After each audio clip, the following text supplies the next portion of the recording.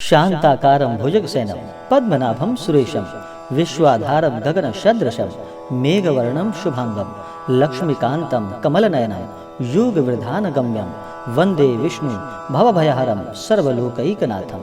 जय श्री हरि विष्णु, जय माता लक्ष्मी, जय श्री राधे कृष्ण। आप सभी का हमारे YouTube चैनल पे बहुत बहुत स्वागत है। यूं ही ज्ञानवर्धक जानकारियाँ प्राप्त करने के लिए हमारे चैनल को लाल बटन दबा करके सब्सक्राइब करें, साथ में बेल आइकन घंटी दबाएं ताकि मेरे वीडियो का नोटिफिकेशन आपके पास सबसे पहले पहुंचे। आइए आज सुनते हैं निर्जला एकादशी की कथा। निर्जला एकादशी का व्रत हर वर्ष ज्येष्ठ माह के शुक्ल पक्ष की एकादशी तिथि को निर्जला एकादशी का व्रत किया जाता है। निर्जला एकादशी के दिन भगवान विष्णु और माता लक्ष्मी का पूजन किया जाता है। जो भी भक्त सच्ची श्रद्धा के साथ, नियम व निष्ठा के साथ निर्जला एकादशी का व्रत करते हैं या निर्जला एकादशी व्रत का कथा श्रवण करते हैं, उनके समस्त पापों का नाश हो जाता है तथा उन्हें समस्त प्रकार के सुखों की प्राप्ति होती है और अंत समय में मोक्ष की प्राप्ति होती है। यह निर्जला एकादशी का व्रत बड़ा ही कठिन माना गया है, क्योंकि इस व्रत में अन्न और जल दोनों का ही त्याग किया जाता है। इस व्रत में निराहार रहा जाता है, इसमें जल ग्रहण नहीं किया जाता। शास्त्रों में निर्जला एकादशी का बड़ा ही विशेष महत्व माना गया है। अगर किसी भी एकादशी का व्रत ना करे, मात्र निर्जला एकादशी का वर्ष में एक ही व्रत करे, तो सभी व्रतों का फल इससे प्राप्त हो जाता है। निर्जला एकादशी के दिन पूरे विधि विधान के साथ पंचोपचार या षोडशोपचार पूजन विधि के द्वारा दिन भर व्रत उपवास रहते हुए भगवान विष्णु का और माता लक्ष्मी का पूजन करे और फिर रात्रि जागरण करते हुए, कथा श्रवण करते हुए अगले दिन जाकर के सुबह स्नान करके सभी नित्य क्रियाओं से निवृत्त होकर के भगवान का पूजन करे और फिर ब्राह्मणों को दान दक्षिणा, ब्राह्मणों को भोजन कराए, उसके बाद व्रत का पारण करें। इस बार निर्जला एकादशी का व्रत 21 जून 2021 दिन सोमवार को किया जा रहा है। तो आइए सुनते हैं निर्जला एकादशी की कथा।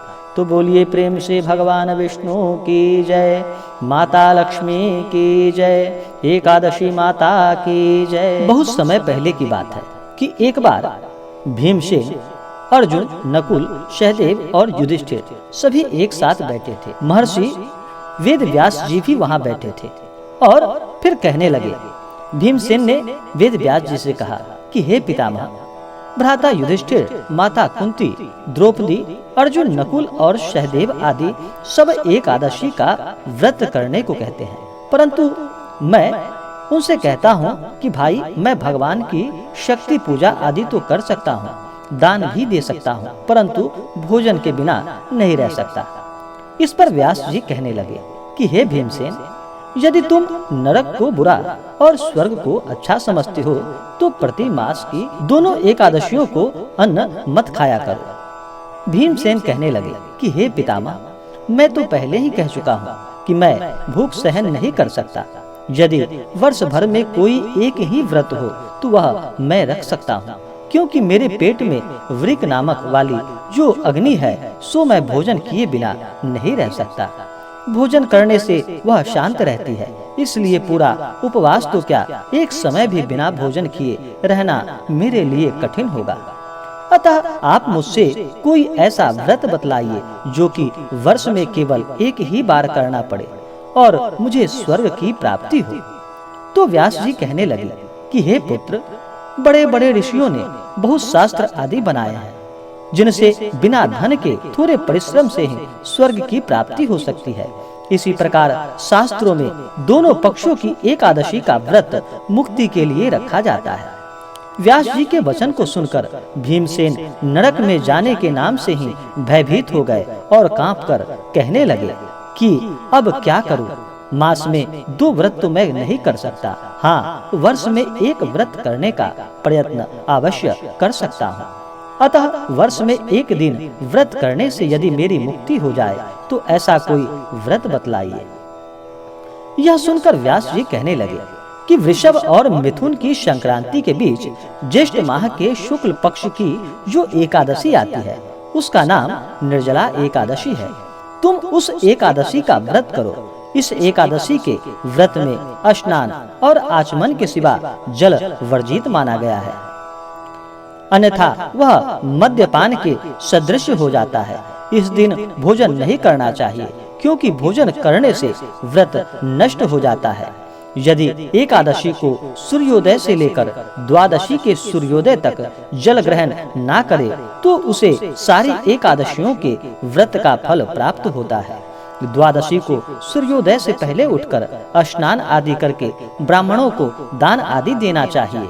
इसके पश्चात भूखे और शतपात्र ब्राह्मणों को भोजन कराकर फिर उन्हें दान दक्षिणा देकर भोजन ग्रहण करना चाहिए। इसका फल पूरे एक वर्ष की संपूर्ण एकादशियों के बराबर होता है।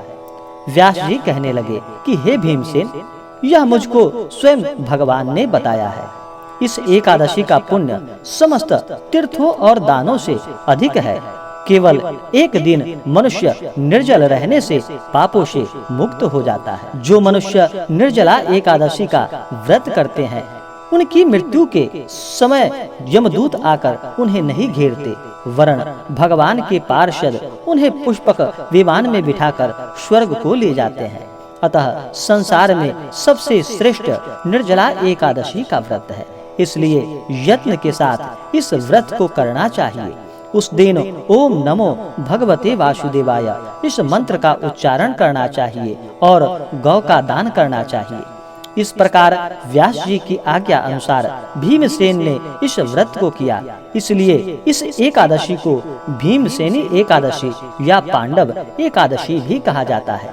निर्जला व्रत करने से पूर्व भगवान से प्रार्थना करे कि हे भगवान, हे जनार्दन, आज मैं निर्जला व्रत करता हूँ और आपका निर्जला एकादशी का व्रत करने जा रहा हूँ या करने जा रही हूँ। इस प्रकार से भगवान से प्रार्थना करते हुए दूसरे दिन भोजन करूंगा। मैं इस व्रत को श्रद्धा पूर्वक करूंगा। अतः आपकी कृपा से मेरा सब पाप नष्ट हो जाए। इस दिन जल से भरा हुआ एक घड़ा वस्त्र से ढककर स्वर्ण सहित दान देनी चाहिए। जो मनुष्य इस व्रत को करते हैं, उनको करोड़ पल सोने के दान का फल मिलता है। और जो इस दिन यज्ञ आदि करते हैं, उनका फल तो वर्णन ही नहीं किया जा सकता। इस एकादशी के व्रत से मनुष्य विष्णु लोक को प्राप्त होता है। और जो मनुष्य इस दिन अन्न खाते हैं, वे चांडाल के समान हैं। वे अंत में नरक में जाते हैं।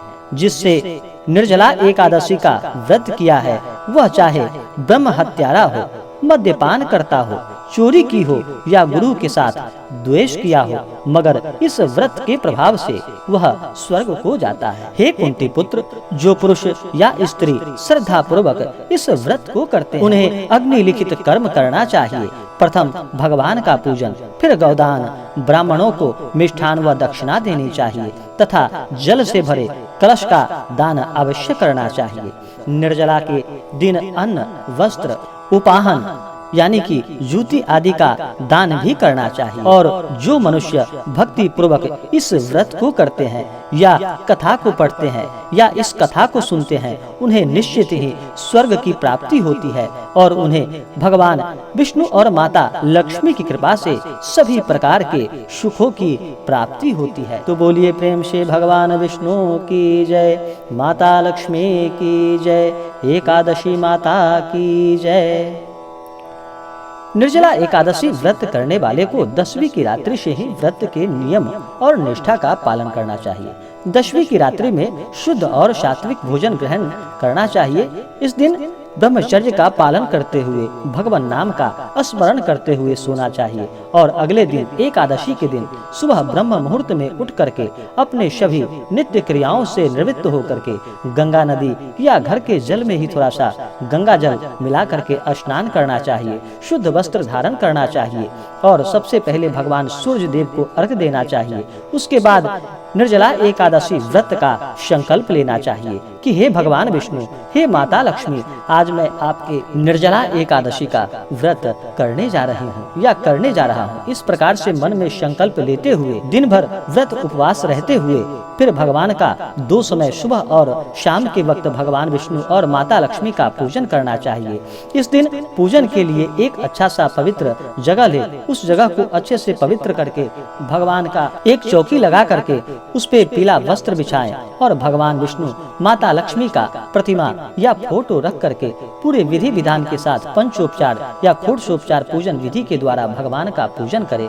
इस दिन भगवान विष्णु को सबसे पहले उनका जल से अभिषेक करें, उनके ऊपर पंचामृत चढ़ाएं, शुद्ध गंगा जल चढ़ाएं, भगवान विष्णु को वस्त्र अर्पित करें, यज्ञोपवीत अर्पित करें। भगवान विष्णु को अक्षत नहीं चढ़ाया जाता, अक्षत चढ़ाने पर भगवान विष्णु क्रोधित होते हैं। तो भगवान विष्णु को इस दिन तिल, जौ, तुलसी दल भगवान को अर्पित करे। उसके बाद पुष्पों की माला भगवान विष्णु को अर्पित करे। फिर धूप और दीप दिखाएं।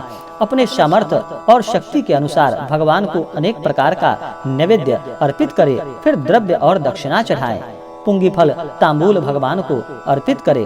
उसके बाद निर्जला एकादशी व्रत का कथा श्रवण करे और फिर भगवान की आरती करे। इसी प्रकार से माता का भी पूजन करें। माता को जल चढ़ाएं, वस्त्र चढ़ाएं, समस्त श्रृंगार की वस्तुएं चढ़ाएं और माता को अक्षत, चंदन, पुष्प, महिलाएं माता को सिंदूर चढ़ाएं और पुरुष माता को चंदन चढ़ाएं। फिर धूप और दीप दिखाएं। अनेक प्रकार का नैवेद्य अर्पित करें। नैवेद्य के बाद जल अर्पित करें। फिर द्रव्य और दक्षिणा चढ़ाएं, पुंगी फल तांबूल चढ़ाएं। उसके बाद पूरे विधि विधान के साथ भगवान विष्णु और माता लक्ष्मी की आरती करें।